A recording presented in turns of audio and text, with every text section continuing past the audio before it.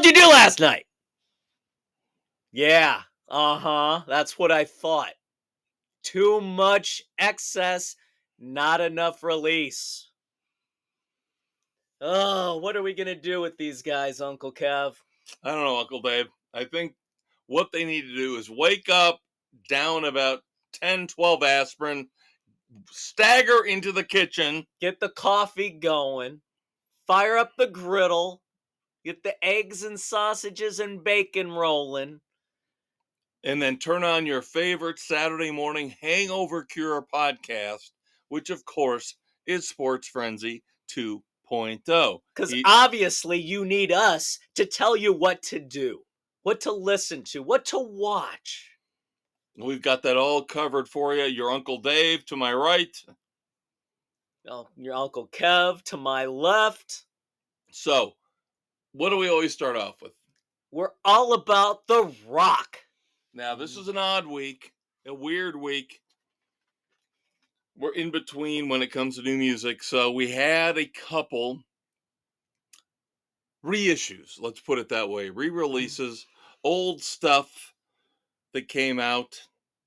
Now, of course, because these come out on smaller labels, we kind of get screwed. Yep, things happen. We have to scramble a little bit. Yep, so we promised you Rarities by Ratt, and Rarities is out there. Yep, got that easily enough on Spotify. Now, when we said last week it was coming out this Friday, or last Friday, it got delayed a couple weeks, but that's the physical version, the LP, the Right. CD. This has been out there since 2007. So, we will review the 9-song reissue of Ratt's Rarities, along with kind of hit and miss, going back in time. When Rick Emmett left Triumph, he put out 3 solo albums, a compilation just hit last Friday called Diamonds. So we have that for you, kind of hit and miss. Yep, yeah, I had to scramble. I could not get the streaming part of it. Well, yeah, it's not on Spotify, which I can't understand. Yeah, couldn't find it anywhere else, so I had to go back to the songs that I could find to listen to the originals. That's how dedicated he is. That's how dedicated your Uncle Dave is. So, there you go. All right, let's start off with a Ratt. Rarities. Again, this came out originally in 2007, but coming out here in the next week or two, re-released in physical format, CD and LP. 9 songs, which is a little bit depressing. Yeah, it's kind of a cop-out. Yep. You kind of have that with both of these. Yeah, I can see that with both. Although I think the Rick Emmett one, to me, has a little bit more to it. Well, we know the Ratt stuff for the most part. Right. There wasn't anything shocking. It's about what you would expect. Whereas Rick Emmett, his stuff after Triumph basically lost their luster. He left, went out on his own. So it's the best of his 3 solo albums. Which I didn't listen to back in the day. So it's rediscovering him for me with this one. So we start off with the Rarities. Again, my problem with this one is don't rip off your fans. Right, and this was a rip off. Yeah, when this comes out, I believe the final LP CD version of this is coming out next Friday, which would be the 14th of June. 9 songs, come on. It's not worth your money. It's not. Tell the world. We're not saying it's bad music. No, the music is fine, but you've got Tell the World, the studio version. Which, if you have Ratt's original EP, which is phenomenal, then you're going to have it. Right.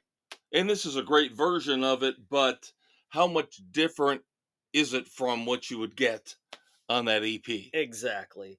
Then you get the rehearsal version of Round and Round, which Now, is, supposedly, this is the first version ever.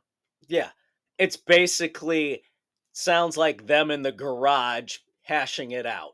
See, you and I will have problems here because, despite the fact that this is a very rough mix, and you can tell the vocals, the lyrics are not fully formed. There are passages where there are no lyrics, Right. where we are used to singing. Yeah, it's not there. But It's the rest of the band sounds awesome. I don't know if it's because it's under Ratt. it's a garage mix. Ratt always sounds so good in this environment, though. When they're underproduced, like you say, the garage, they sound better than anybody else. I'm not disparaging that. No, I It's know, just that I know. it's And then it's a whole bunch of live stuff, yeah, well, you get the demo for I Want It All. which is not one Okay. of my favorites. No, I never cared for that one either, so that's that's a That's throwaway. probably the most lackluster of the entire album. Yeah.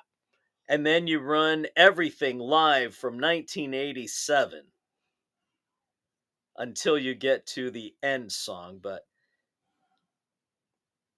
In Your Direction, Round and Round, Body Talk live in Germany. That's the only one you find out where they're live from. Drive Me Crazy, and then Wanted Man. Wanted Man just said live. You don't know if it was in the 87 tour like the rest of them or not. And then you get the 89 demo version of Love on the Rocks, which I love. Which I love. I love that. Well, the two moments on this album that I was looking forward to were track 2, the first Yeah. version of Round and Round, and then this. Yeah, which track this 9. is the one little undiscovered nugget Yes. that we have never really gotten from any other album anywhere. Love on the Rocks definitely made my day. Yes. When I heard that. Yeah, it is a great, great song. This is one of those undiscovered gems that this is why I always scream about. Give me the vault recordings. Exactly. We don't care if you don't think it's good or you don't think it's worthy. Let us be the judge. Give us the stuff from the cutting room floor. Yep. And this is the kind of thing that we want. Is Love on the Rocks is a great song. How they did not put it on an album is beyond me. Yep. And this is not even a fully produced version. No. And it still is fantastic. You can hear rough edges around it and in moments where they kind of hiccup a little bit, but for the most part, it's a solid damn song. Yeah. That would have gotten airplay. Yep. So this is a tough one for me to review because so many of these songs, yes, I've heard it before. Like we said, I Want It All is not my favorite Ratt song, so I did not need to hear a live demo of I Want It All. No, did not need it. Drive Me Crazy is another one which doesn't do much for me. So, no. But you still get Tell the World, which I love. I love that EP. Their first EP with Tawny Kitane's legs in the fishnets with the rats. Yeah. Oh, love so and good. It sounds grimy, sludgy, nasty. It sounds like a band called Ratt. Yes, singing the song. It is early hair metal at its best.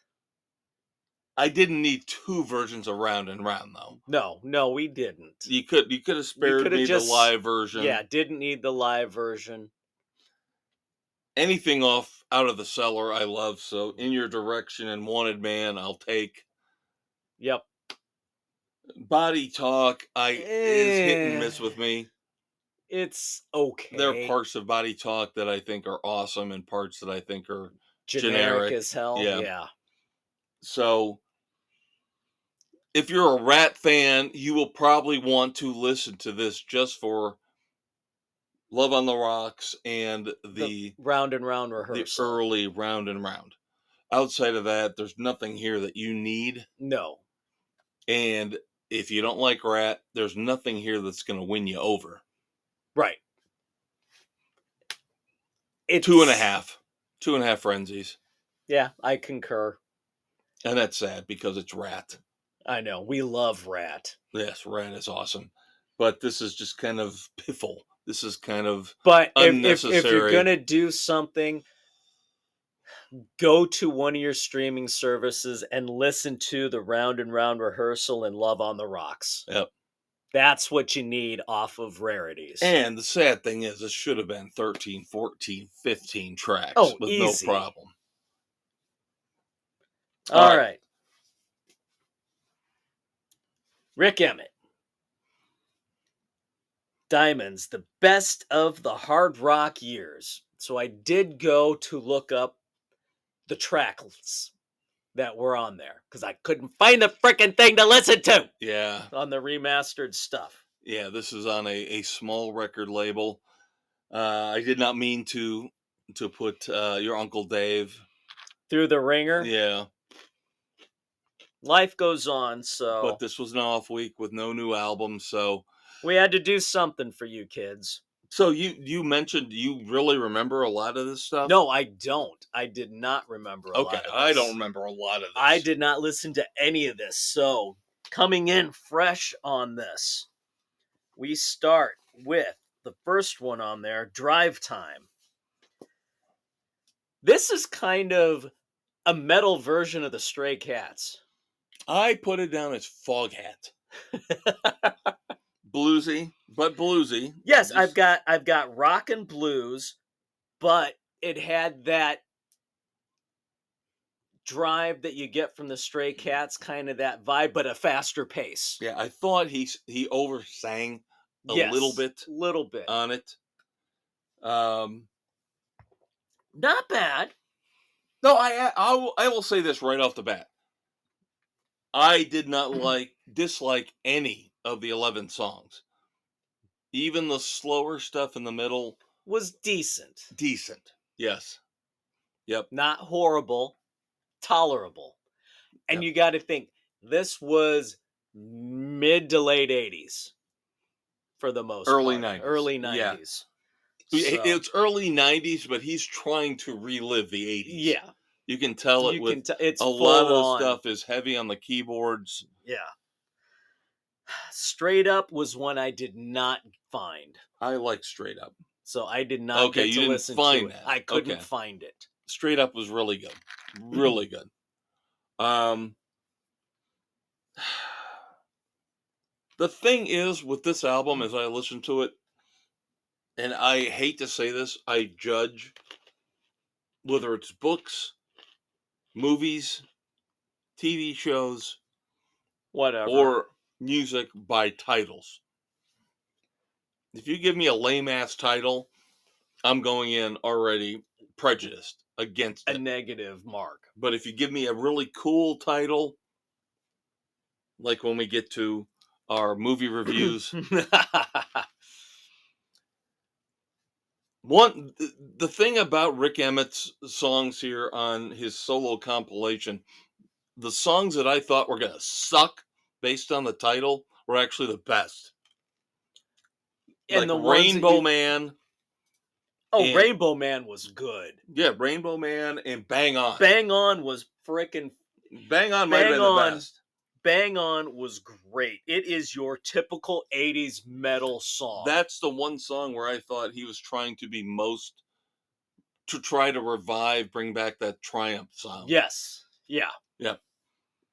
4 and 5, Saved by Love, and When a Heart Breaks were the sappier ones. Yeah, but I didn't Saved dislike by Love them. Was a ballad, not a ballad. Right. It was more your 80s movie love song type montage. It reminded me again of Triumph, the slower songs, like Somebody's Out There. Yeah. Yep. So decent, and then your straight up ballad, When a Heart Breaks. It was Not the worst decent, ever, not the best not the ever. best. It was kind of meh. Now, once you get to track 6, to me, Big Lie is when you start to notice the lyrical differences. Yeah. When his paranoia, he is noted for being a very religious man Yeah. and a very conservative man. Okay. One thing that stood out to me for Big Lie, the intro, very much I could see being the inspiration for Roger Clyne.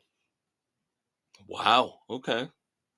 Just the way the strumming and the vocals starting in was very Roger Clyne-ish. I'll have to listen to it again. Yeah. I You could tell with Big Lie, Middle Ground, Stand and Deliver as we got into the second half of this, that his personal views, I'm not saying it's a bad thing. You're only paranoid if you're wrong. Well, when I listen to Stand and Deliver, one of the 2 bonus tracks, because See, now I this is didn't even another get that. this is another one like Ratt's Rarities, only 9 songs, and then you get 2 bonus tracks. Stand and Deliver and The Pendulum. Yeah, I didn't get to those 2 at all. Yeah, so Stand and Deliver sounds like it could I be didn't even get the hardest part, so. well, I know you told me again, I am mad about the fact that they have not made this more accessible. Yeah. But Stand and Deliver sounds like a sequel to Fight the Good Fight, with the same spirit, the same type Okay. of, fight against, the corporations, the greed, the government, Yeah. kind of like Big Lie. Yep. So here's the thing. To me, this is kind of like a hidden gem. To get this in my dirty little hands finally, to get some new music that I didn't really listen to because I'd faded out on that point back in the early 90s with Triumph. When Rick Emmett left, I was like, I'm done. They're done. They're over. I'll move on to some other bands. And I went into grunge and Yeah. then realized music's going to suck after this. But this is kind of like a rediscovered album to me. Stuff that I really had not listened to back in the 90s. And I'm very appreciative he put this out. And I like it a lot. And I will say that I will be listening to this more. It's kind of an undiscovered Triumph album, is what it is to me. Even though it's Yeah. not the whole band, and like we've talked about, it doesn't have the same energy. Right, because you do not have the full dynamic pushing each other. Right. You don't have Gilmore, you don't have Mike Levine, you don't have the trio that made Triumph so great, but it's still very good stuff to me. At least in the context of the fact that we're not getting a lot of great music right now. True to that. So I will give this a solid 3 frenzies. See, I cannot give it a rating because I did not get the full thing. I will burn you a copy. I will get So. you a copy. But what I heard of the songs, I thoroughly enjoyed. Yeah, but if you didn't hear the last 2, you need to. So Yeah. I will get you the. So will I burn know you a I'm copy. copping out, but I cannot give you You're not the full copping out. It's evaluation. not your fault. So. It's Spotify's fault. It's the fact that it's on a small label and they didn't make a deal with Spotify and Apple. So there we go. We'll take care of it. All right. Next week, kids, we have a concert review for you. Yes. The first show on the Jukebox Heroes tour with Styx and Foreigner and John Waite. Yes, I will be going to the bathroom during Missing You and waiting for a girl like you. I may be joining you. But I hope John Waite plays some of the early Baby stuff. That would be cool. That would be fun. And Foreigner's always really good. Foreigner's solid. We've seen him a couple of times. Yep. I finally get Styx. Yep. So we'll have that for you next. We'll be reviewing it next Wednesday night. Seeing it Tuesday. It'll drop on the 15th. Yep. Sorry, getting all these dates organized. Now, I have a couple little music news tidbits for you before we move on. I don't think you'll be happy about either one of them. I'm not. But that whole talk about Skid Row getting back together. Yeah. Ha ha ha ha. I thought Sebastian Bach put out the olive branch. I thought he said there was a misunderstanding. Something was said that's not true. I will compose a very thoughtful email and we will get Skid Row back together. And then, of course, Dave Sabo comes back a week later and says, no, that's not happening. We're very happy with where we are with Skid Row. With no lead singer. So Sabo. last night in Detroit. Oh, you can only push Sebastian Bach so far. Sebastian Bach went off last night in Detroit. Are we talking scorched earth policy? Yes, scorched earth. This will never, ever happen. Because he saw somebody in the crowd wearing a Skid Row shirt featuring one of the 4 or 5, 6, or as he puts it, 7, 8, or 9 former lead singers of Skid Row. And he basically called them all fucking assholes. Because that's the band I was fired from. And what lead singer are they on now? Lizzie Hale. And that would be fine if Lizzie Hale was going to join them permanently. But she has her own band, Hailstorm. I think I've got to Dave Sabo. No, they're blaming Rachel Bolan for this. And he's the one that never talks. He never talks. And Sabo's always got to back him up. He's got to be the mouthpiece. Yeah, because Bolan's the one that will not tolerate, from what I understand, will not tolerate Sebastian Bach. And I don't understand how they think this helps the legacy of the band. Let's bring in a revolving door when it comes to lead singers.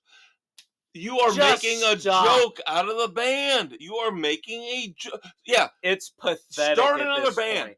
Do something else. Call yourself something else and do not play the music anymore. And he admits that they're looking at a couple lead singers nobody knows about. Then what are you fucking doing? Because again, we're going to get Skid Row with another generic lame ass who can't pull off the vocals. And Eric Grunwald was the one guy. The one guy. The Gangs All Here was phenomenal. Great album. And then he has health issues. And he has to drop out. It's a sign, guys. It's a sign. As happy as you are with whatever configuration of Skid Row you have, it's not Skid Row. It's not. Stop pretending. And then sad news. I mean, Alex Van Halen is auctioning off all of his drum kits. Oh, no, Alex. He's clearing out his warehouse, his personal warehouse. Oh. Over 350 lots of drum kits. Oh, my God. And Michael Anthony came out and said, this is sad. This tells me he will never participate in anything ever again. Yeah, he's out. He's done. He's clearing out. I mean, some of the drum kits, you've got to see these. Sports Frenzy is going to start a GoFundMe so we can get the gong. There are some unbelievable cymbal heads. Reverend Al cymbal heads. Oh my God. We Signed. want the gong. Yep. The one he had on fire. Yes, we want the gong. So that needs to go in the Sports make Frenzy your Museum. contributions to Sports Frenzy 2.0. But I mean, you look at what he's selling. And some of these drum kits. I mean, the one he used on the final tour. It's unbelievable. It's badass. And like Mikey said, it's sad because this means he's given up. He's given up. Yeah. He's putting out the book. And he's selling off all the music. He's done. And he's retreating into his own little realm. I don't think we've ever seen this before. I don't think we've ever seen this before where a rock and roll star just quit. Just quit. And I understand it's his brother. And I get that. I do. And I get the love for his brother. But my God, I've never seen this before. Even Neil Peart losing his wife and child did his transcontinental motorcycle trip to come to grips with everything, still came back strong. Yeah, and Alex Van Halen is just withdrawn. He has just pulled himself into a shell. And it's so sad. And I wish, if the book coming out later this year is his catharsis, that's fine. That's but great, I wish he would have waited to sell all of his stuff until. Just wait for the reaction from the book. Yeah. Wait for the fans to read the book and come back and tell you how much it means to you, to them, to the family, to everybody. That we want you. Nobody wants you to be Valerie Bertinelli, where she's got to be out there every 5 minutes going, I'm taking a break on social media because I'm so overwhelmed. Nobody gives a fuck, Valerie! Alex, your playing means so much to the fans. God, please don't retreat like this. Yeah, I hate to see him sell. And he's selling a lot of it off for a good cause. He really is. And that's great. Charities are involved, but if anything, talk to Wolfie. Talk to your nephew. Do something with him. And that's what's sad. That's what's really sad. Is I don't think they have that bond. I don't think they really have that bond where they can Wolfgang can go to him and say, Al, don't do this. Uncle Al, please don't do this. I think Wolfie's kind of like gone off. And I'm not saying it's a bad thing, but Wolfie's just gone off on his own. He's dealing with it in his own way. Yeah. But family is so important.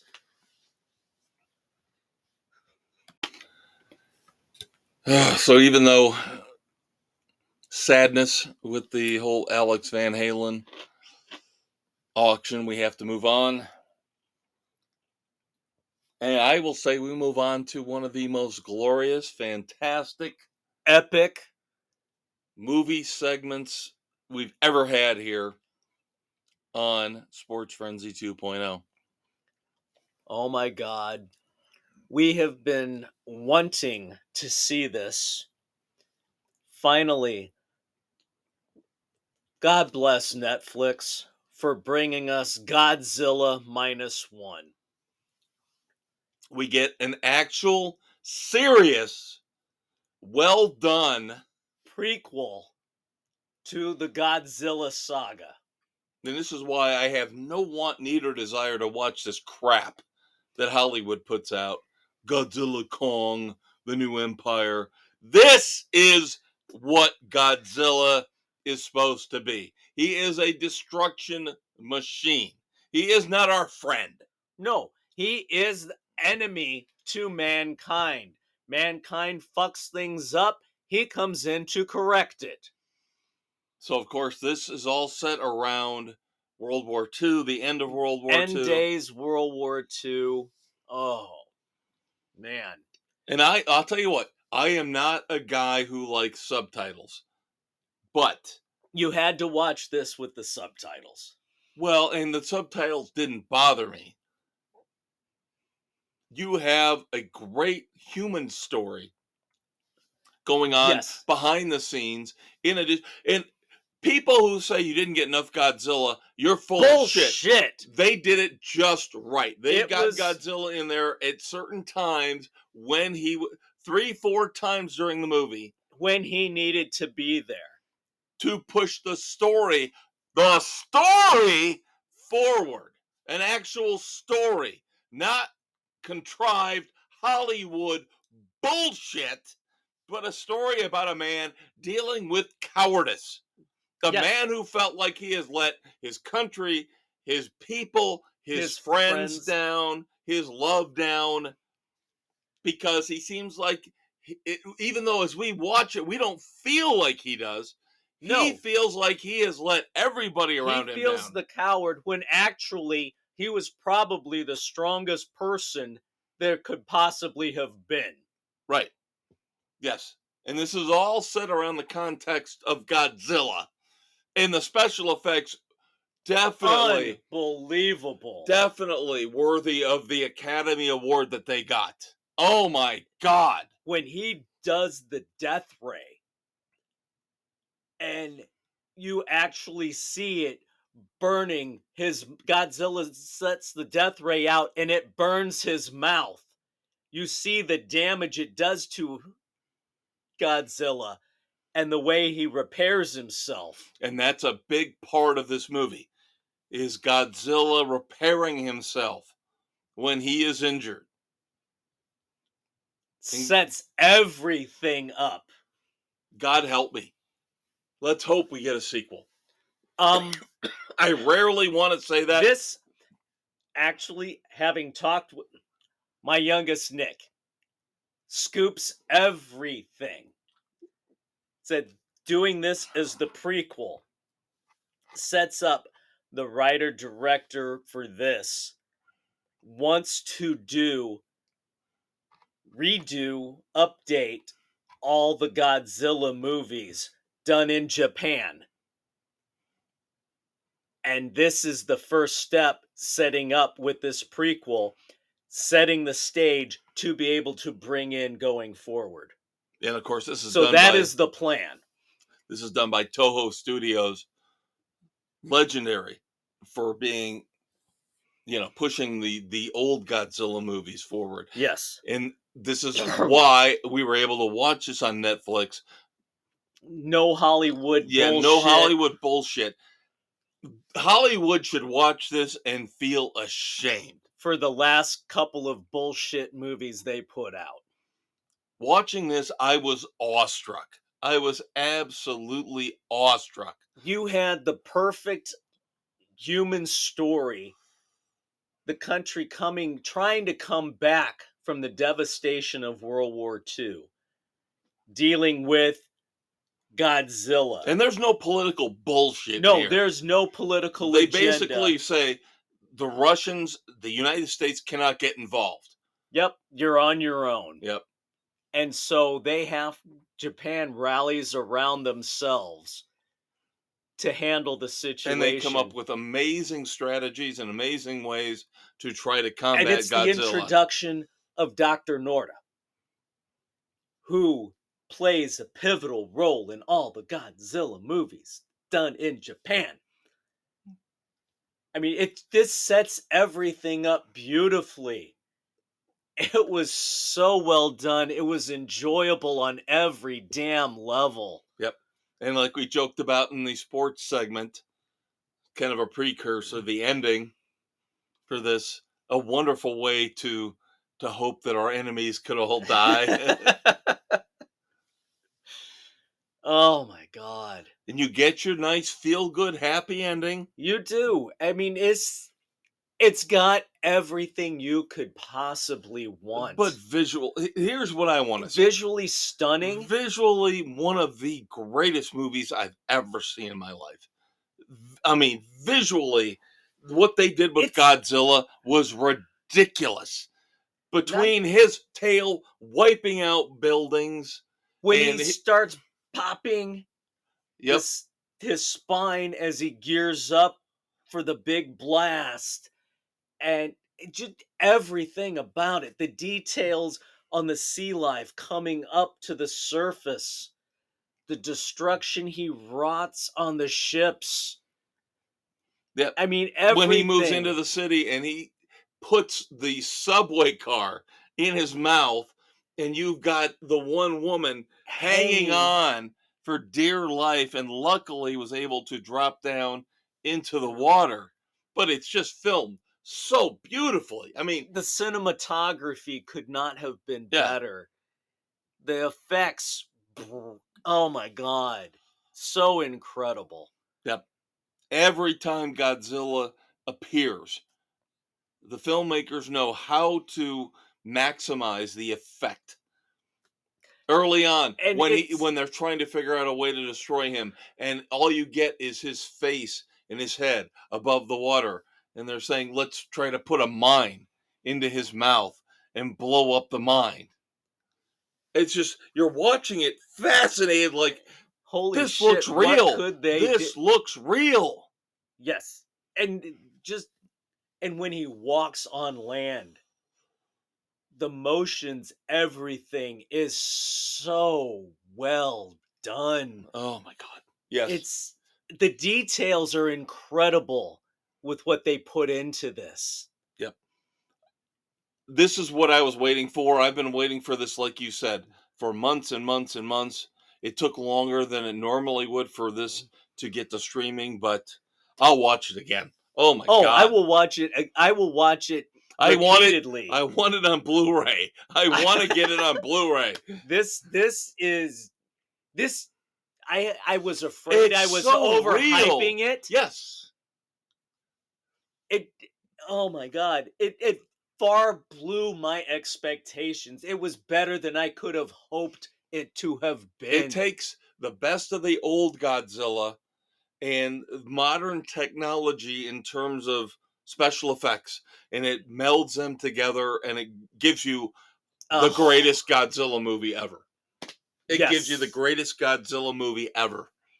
I Yes. will give Godzilla minus one a strong, strong, strong 3.5 frenzies. I am right there with you at a 3.5, the strongest possible.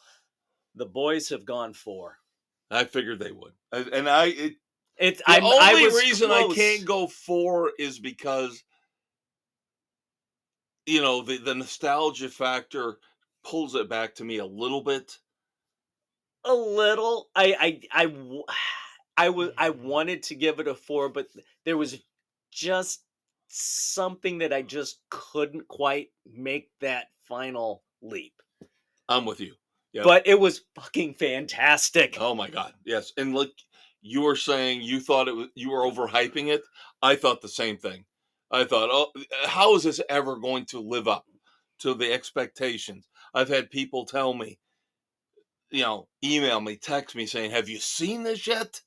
No, no. Oh my god, you got to see this. I'm like, come on. Is it really this? Yes, Yes, it's yes, it really this is. good. It's really that damn good. I'm almost trying to talk myself into pushing it to that rare 4. 4. I mean, it's It's close. very It's close. very damn Yeah, I'm with you. close. I'm having the same struggle. Is that I want to give it 4. But there were a couple of little things, some interactions with the characters that kind of They're a little cheesy again. The it got nostalgia factor. yeah. It There's some seems cheesy right. interactions that I'm like, real. Yeah, So that's what's keeping me from putting it to the full 4. I think I agree with you completely. That's my those are my reservations as well.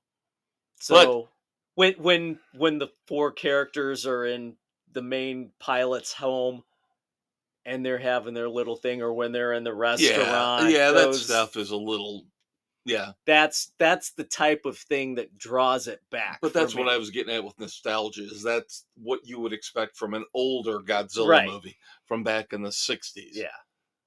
It And I doesn't it know doesn't fit in this day and age. no, They're but I know they wanted to make it as true as they could, right. and they frickin' succeeded. Yep. Now I am going to give you a rare. We're talking about how this is a close. Godzilla minus one was close to a 4. I'm giving you a 4. But I'm going back in time. I'm going story time. Uh-oh. But I'm only going back 9 years. Although, fuck, it does not seem like 9 years. When you and I went to see this movie. And of course, I decided to watch it in preparation at some point in time of seeing Furiosa. I watched Mad Max Fury Road again.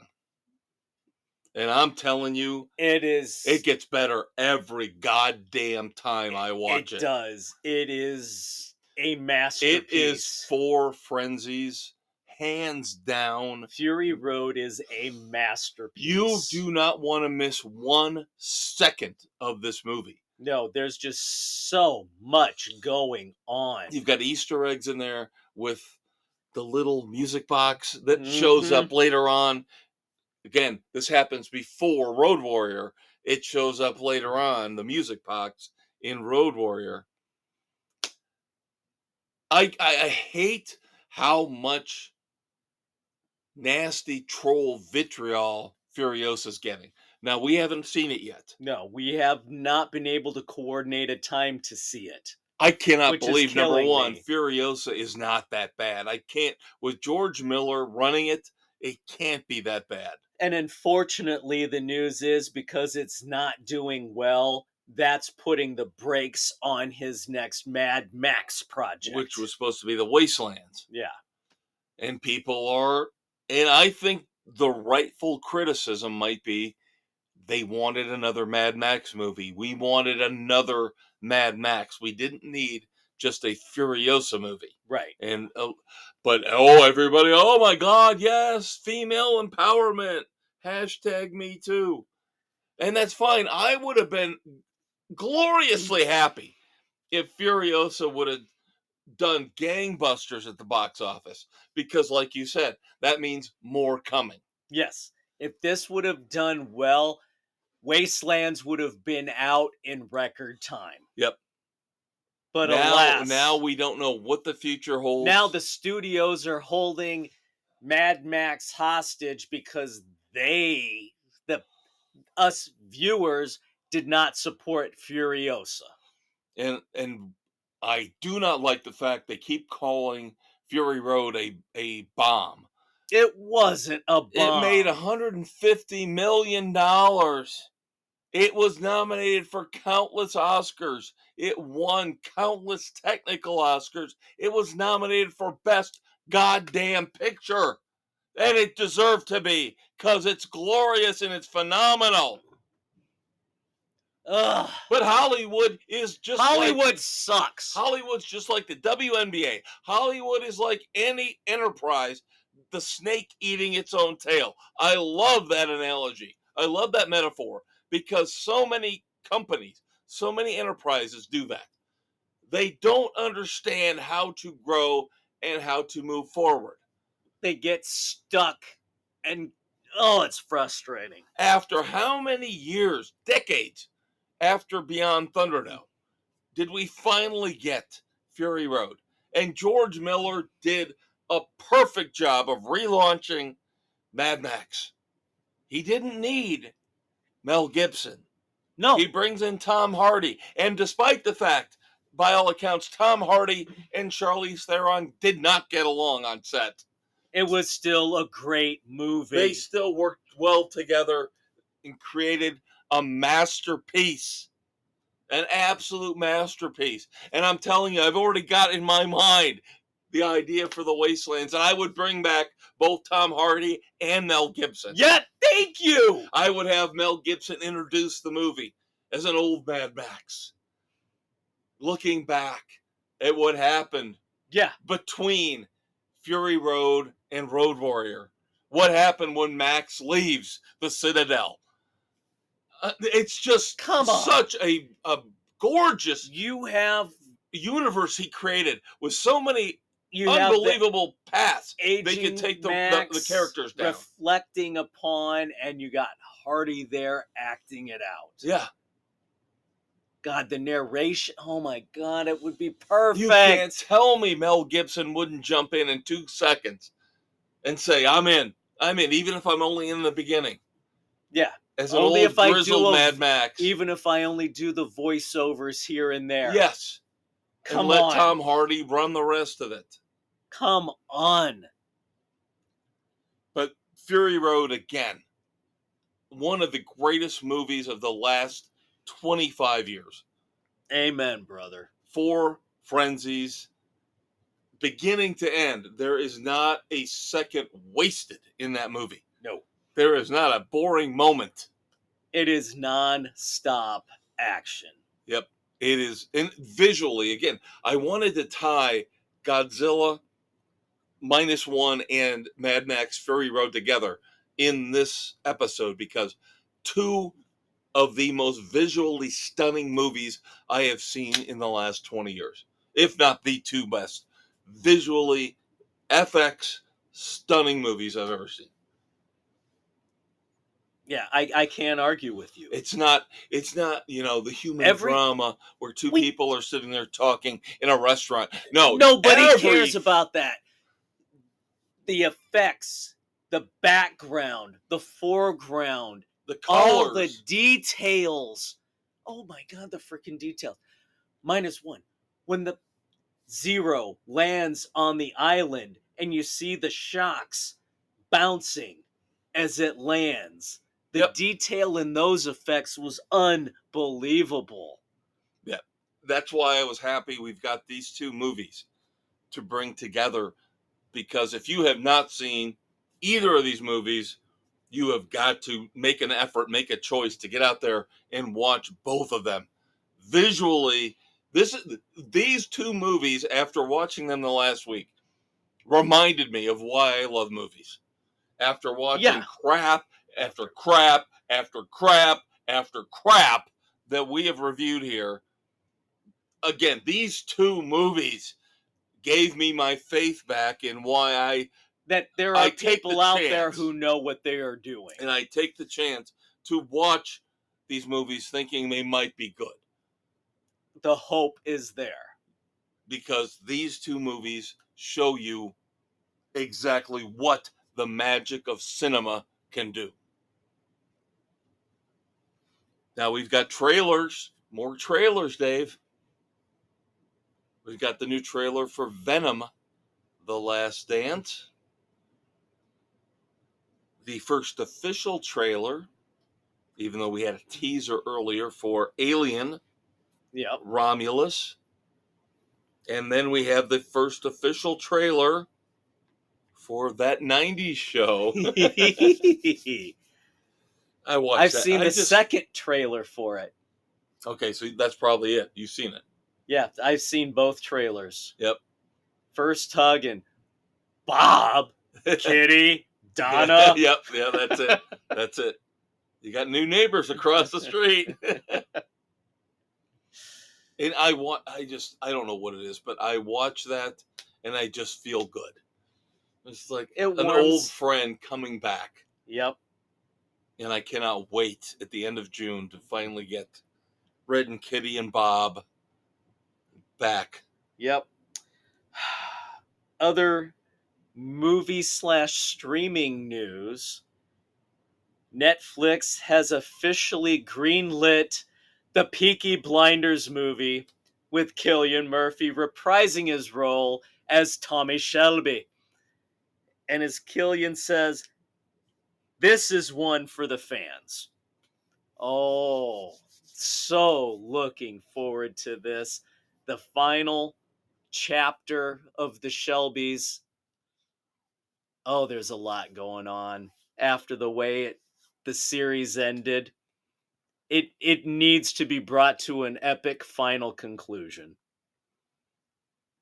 Well, we should go through. Let's just go right into TV and streaming then, and kick off with some of the other news. Because I did have that down, by the way. I was looking out for you. Yeah, I texted the boys that when I read it this morning, and both of them are like, yes, hell yeah. So,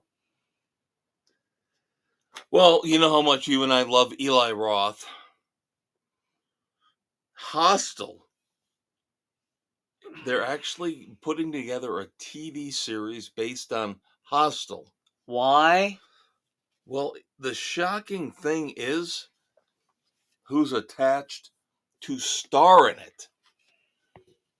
Paul Giamatti. Really? Yeah. I that blows my mind.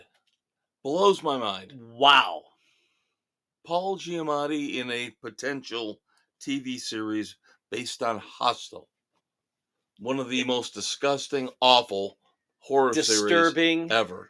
Yes. Alrighty then. Now, disturbing, I can live with. And that's why I'm very giddy and happy that Peacock has finally, officially renewed Ted for season 2. You have got to watch it. I started watching it. You didn't like it? It's okay. Oh, okay. Maybe it was. I gotta continue. I got through the first episode. Oh, boy. Oh, boy. I can see it, the potential there. It might have just been the day I watched it. Oh, boy. Okay. Well, of course, this drops on June the 8th, even though we're taping early on June the 6th. Pat Sajak's last day on the Wheel of Fortune was last night. Yep. June the 7th. So when the new season kicks off, Ryan Seacrest will be your new host. Right up the butt. Sorry. Couldn't help it. We love Guy Ritchie. We love Guy Ritchie. Guy Ritchie's awesome. Does some phenomenal stuff.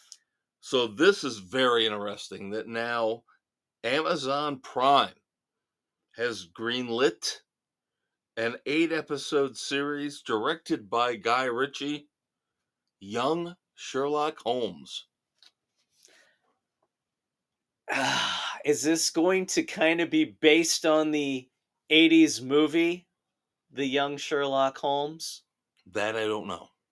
That I will be intrigued by, because I was hopeful that could have parlayed into a couple of movies with the young actors in that. One of my favorite Sherlock Holmes movies of all time. Another movie that's getting the prequel treatment. Been a while since we've heard from 300. The great and the glorious Good Frank Miller grief. movie. The original, of course, with Gerard Butler. Great movie. Unbelievable movie. Fantastic. Another visually stunning movie. Yep. And supposedly we're getting a prequel to 300 coming from the WB, which means they'll probably give them a budget of $47 and 22 cents. a packet of tuna fish. And speaking of the Warner Brothers family, Max sucks, yet they're upping their price. Yeah, go figure. They're dropping content being picked up by other services, but they're going to increase prices. Yeah, that's so brilliant. If you want the ad-free version of Max, which is basically now all reality television, you'll have to pay immediately. They didn't even give their subscribers any warning. Immediately. $17 a month. This is why See, that's not going to hit us because we paid for a year up front. Now, do you do ad-free or with ads? It is ad-free, I believe, when we got it. You better just pay attention when the renewal time comes along. So, yeah, I think when that hits, we may be dropping it, especially at that price. You greedy fucks. Well, Maybe, and the thing is, maybe. Netflix can justify with all the new content they put out week after week. You can I pay for the with ad option, but I can at least justify if somebody has the what $16-17 Netflix. Yeah, There's no there's no HBO Max shortage. has nothing No, that is Warner worth that money. Brothers is shelving projects that are complete without releasing them. Seriously, ridiculous. Now, before we move on to moments of silence, I'm gonna try to be as serious as I can because my daughter graduated college this past weekend. I'm not getting all goopy, but I told Dave there was no rhyme or reason to the order that they announced the graduation list. So I had to sit there in front of my computer watching the streaming because she's down in Georgia. And there's other factors involved. But I'm sitting there watching it, trying to get a picture of her graduating, but there's no alphabetical order involved, no order of whether it's cum laude, summa cum laude. They're just randomly, haphazardly putting all these people out there. So I have to watch the entire proceedings. And one particular young man caught my eye. Not in that way. Now you've got everybody stops and they pose and they'll put up the devil horns, which I really wanted my daughter to do. She failed you epically in that regard. Yeah, she couldn't wait to get off the stage. She barely turned to the camera 3/4 of the way off. But probably about 20 minutes before she got her diploma, I noticed a young man come across the screen and they showed his name. And his middle name was Boba Fett. And I'm like, you should take your parents out and beat them with an aluminum baseball bat in the backyard for doing this to you. Wow, It wasn't a nickname because they were showing people's nicknames in parentheses or quotations. His middle name is literally Boba Fett. Oh, wow, that poor kid. Oh, that's just wow. So now we move on, regrettably, to Moments of Silence, where we pay tribute to the fallen. Yep, as we come at you on Spotify, Pocket Cast, Apple, Overcast, Castbox, Amazon, Audible, and iHeart Sports Frenzy, baby. Otherwise known as, of course, iHeartRadio. Don't forget to check out our Facebook page where you can find links to every episode, not only of the weekend edition, but of the sports edition. Which drops Thursdays for you kids. Yep. More politically incorrect madcap mayhem. Just with sports. But we're not even close to being done yet. First and foremost, of course, at this point in the proceedings, we move along to Moments of Silence. We'll go start off paying homage to William Russell, who was the original Doctor Who companion. He played Ian Chesterton from 1963 to 65. And again, more than 57 years later in subsequent episodes. So thoughts and prayers to his family and friends and all you Whovians. Now, are you still watching that? I have not. They jumped the shark for me when they went politically correct. Gotcha.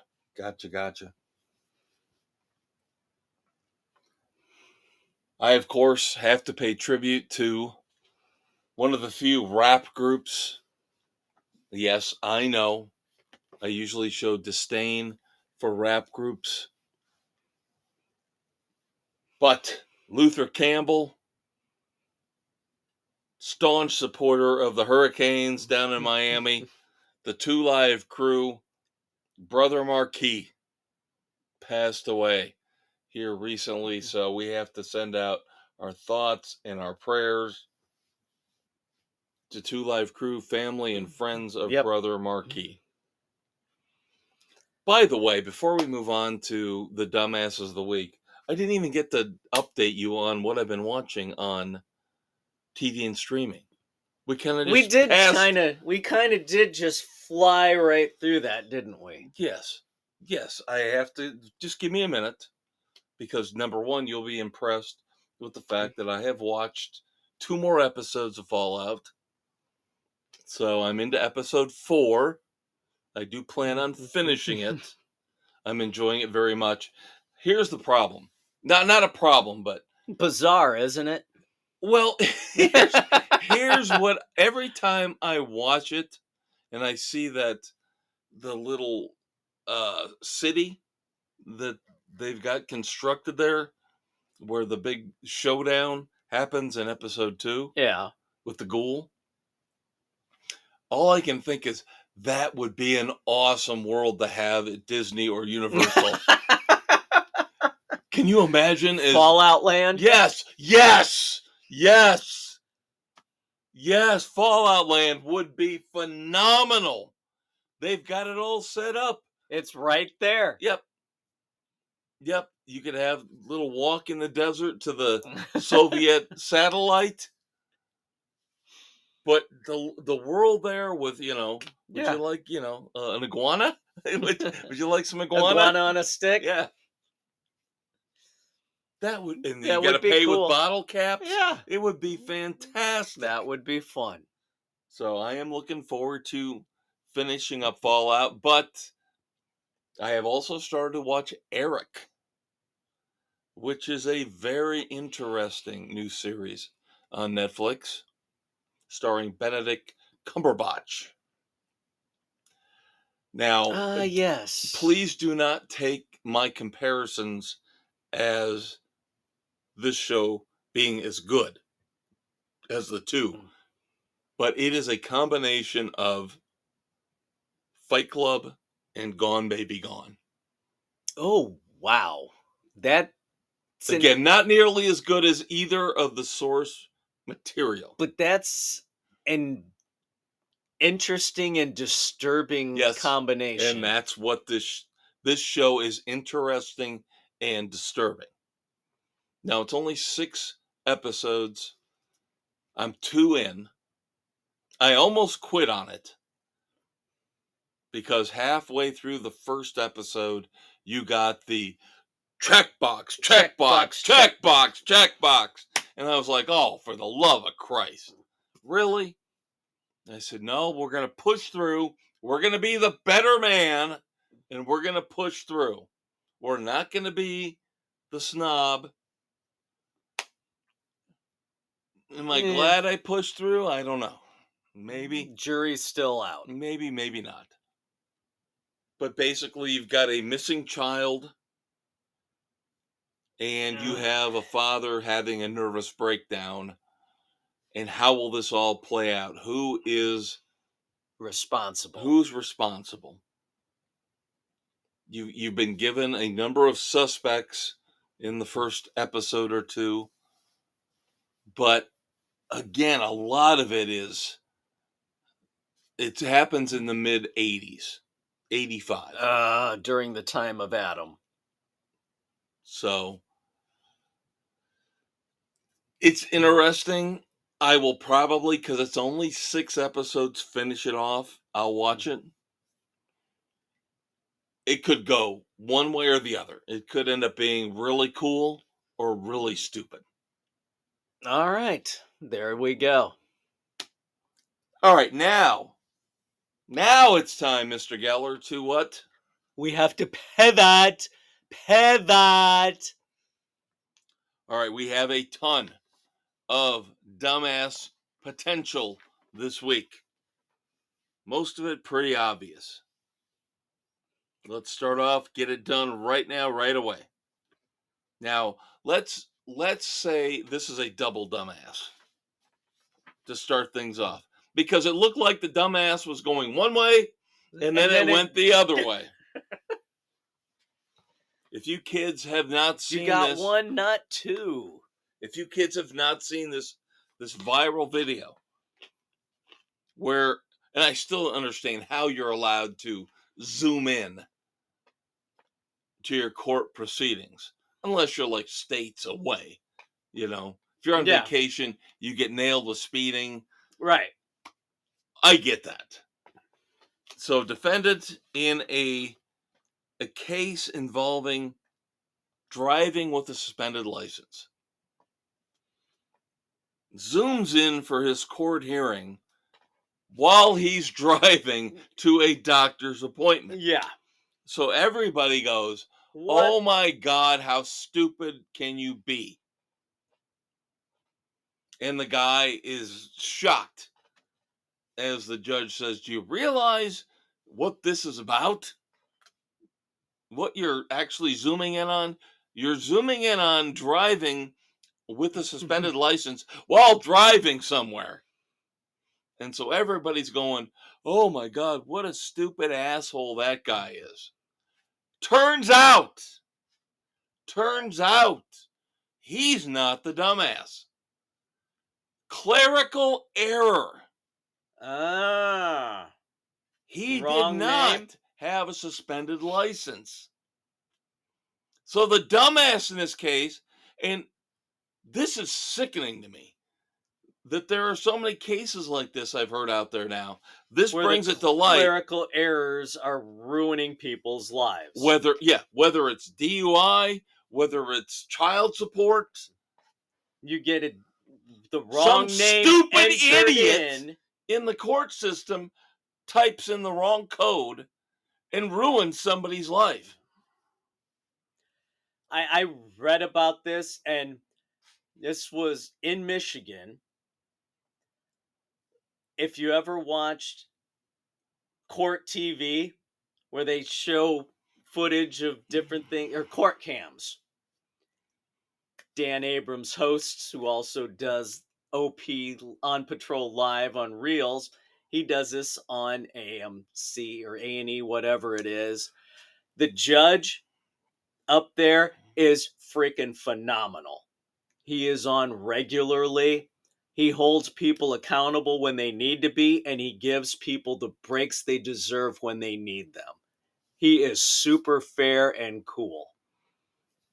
And so if he got to the bottom of it, which I think they did. They did, and this guy did not get penalized or, brought in for what happened. But the sad thing is, for a day, people thought he was the biggest dumbass in the world. No, when it was a clerical issue, there you go. How about we fire the idiot that made the error? How about we hire people who pay attention to detail? Especially when it comes to impacting people's lives like this. Oh, here's my buddy, Robert De Niro. You can love him or hate him for what he did outside the Donald Trump court case. I don't care. That's your call. But everything comes with a cost. And some people, some institutions are fed up with him. Including, it looks like, people in the film industry. What? But I thought they were all on board with what he does. Not apparently everybody, because he was supposed to get a special award from the National Association of Broadcasters. It was rescinded Ooh. after his little tirade outside the courthouse during the Donald Trump trial. I personally would love to challenge the guy to a fight. I would love to punch him in the face. I'll tell you what, 3-on-1, 3-on-1. Jimmy Kimmel, Stephen Colbert, Robert De Niro, and the Maestro. I'll take 3 of them on, all at the same time. I'll take them all down. I will beat the hell out of them. Pussies. Pussies.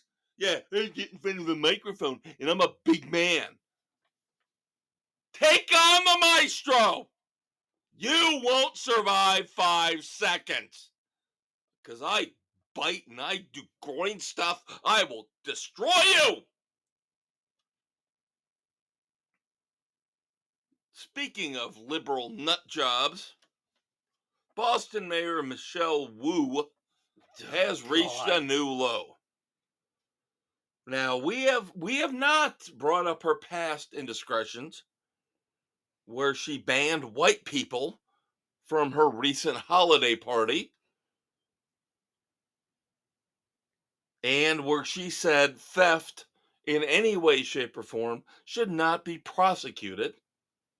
Idiot. But now it's reached new depths, where she has pushed forward a measure where a big chunk of the Boston city budget can be voted on, yay or nay, by illegal aliens and children as young as 11 years old. The hell is she smoking? How This is your world. fucking This is the world we live stupid in. is this twit?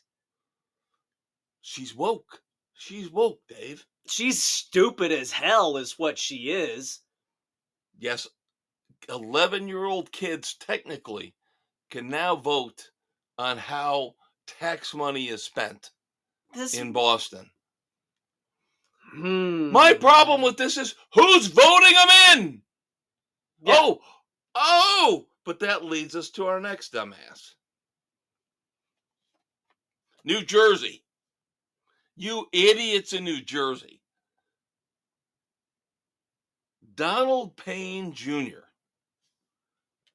recently won the primary to move on to represent New Jersey in the upcoming election. He ran unopposed. Problem is, he died in April. Oh my God. Oh my God. So a dead man won the election in New Jersey. Now, of course, they say remedies are in place. We will fix things. How? When he died, how about you take him off the ballot? Exactly. What the frick is going on? People joke about the fact that dead people have voted, but now you elected a dead man? Come on. All right. I'm not a big fan of Alec Baldwin. I'm sorry, I'm not. Never have been. I think he's kind of a scumbag. Between his ranting and raving and his well-documented answering machine message, screaming at his daughter. Everything he's done. Oh, but TLC thinks he's awesome. TLC is actually given the green light to a reality series featuring Alec Baldwin, his wife, and all their kids. Oh, is this going to focus on the trial? Oh, no. No, this is... They're not talking about the trial. Come on, Dave. This is sunny, happy stuff. Alec Baldwin's the nicest human being in the world. Bullshit. All right, I'm big on advertisements. Okay, I went to school for marketing, so I tend to pay attention. He loves his advertisements. Yes. So I got a couple advertisements that I hate that I want to bring up to you. Maybe you've seen them, maybe you haven't. Have you seen this Uber Eats advertisement involving the handshake? No, Where the because I DVR any shows that I want to watch on network TV and whatever, so I can fast forward through these stupid commercials. Okay, so can I tell you the advertisement? Sure.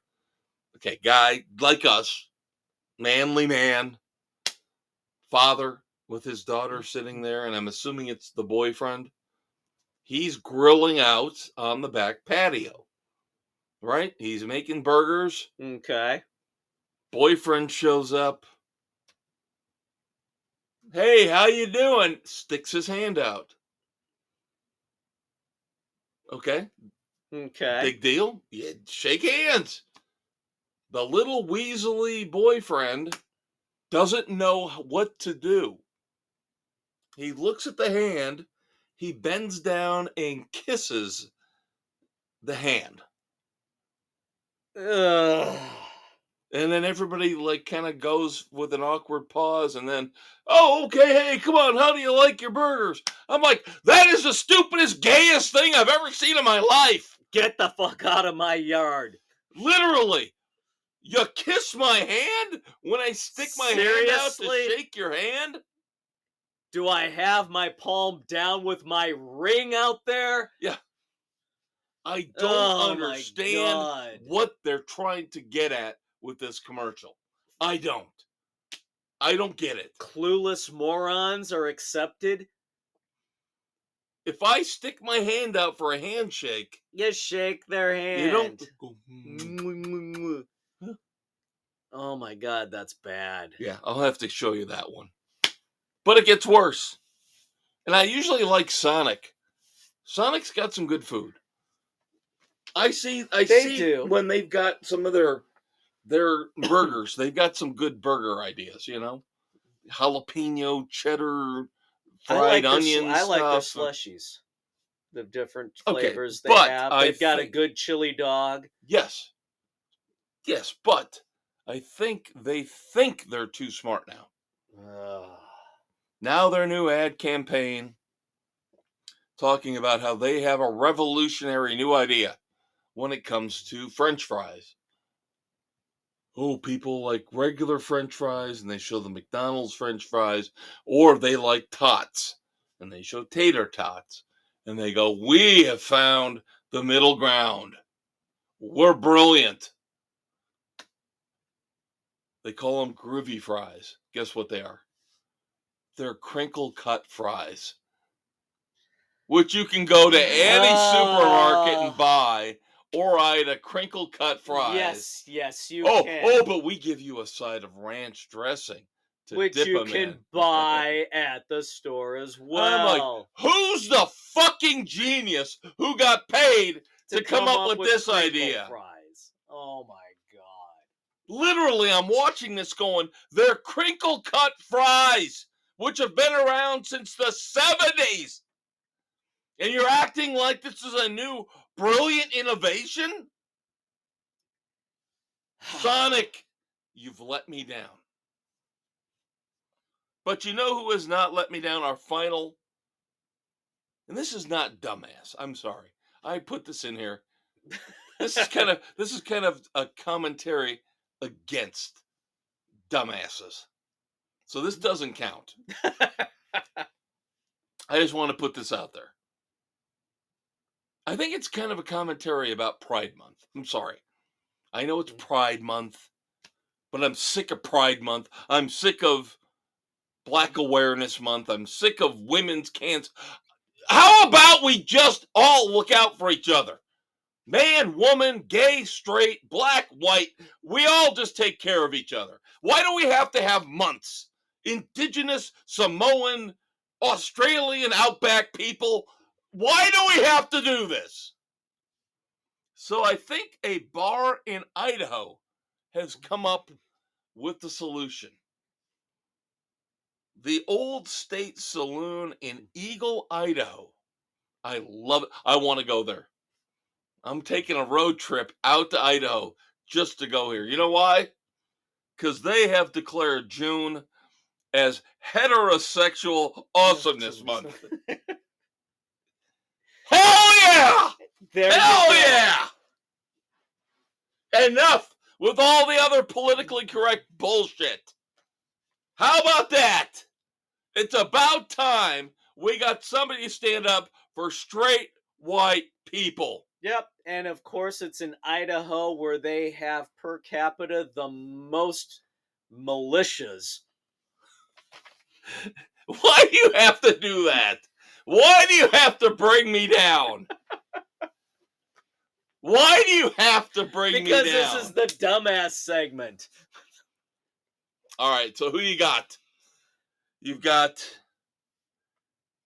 the clerical error in the driving with suspended license case. You've got Robert De Niro. You've got Boston Mayor Michelle Wu. You've got Sonic's Groovy Fries. You have Uber Eats and their handshake ad. You have got Alec Baldwin and TLC and the dead New Jersey Representative Donald Payne Jr. and the people that voted him Oh my God. on to the next level. So many choices. I want to go with the Boston mayor, the Wu woman, but it has to go to the people of New Jersey for voting for a dead man. I think I've got to go with Boston Mayor Michelle Wu. So we cover both bases. Yeah, she's just awful. I mean, and the people that voted her in should be ashamed of themselves. You've got on your side people voting in a dead man, and I've got people voting in an idiot. Yeah, an absolute dumbass. A super fucktard. Yes. A racist piece of crap is what she is. And that's saying something for Boston. I know. That's the thing. I did not realize Boston was that progressive. That this sounds like somebody in San Francisco. Yeah, is what it sounds like. Yeah, this I would not be surprised to hear this out of any place in California along the coast. But Boston, yeah, it's Boston just blows my mind. Yep. All right, kids, that is it for the weekend edition. I'm your Uncle Kev. I'm your Uncle Dave. Say goodnight to the kids, Dave. Good night to the kids, Dave.